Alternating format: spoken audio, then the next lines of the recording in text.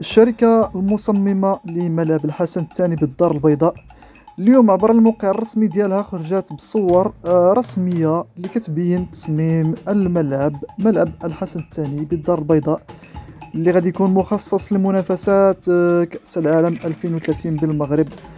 الشركة وضعت جميع الصور ومن جميع الزوايا، وعبر الموقع الرسمي ديالهم عبر مقال حطت صور وأيضا معلومات على الملعب اللي قالت أنه غادي يكون الأكبر في العالم. غادي يكون إن شاء الله كيهز 115 ألف متفرج. نتمنى هذا الملعب يكون فأل الخير على المنتخب الوطني إن شاء الله، وعلاش لا الظفر بالكأس وإن شاء الله تبقى في المغرب.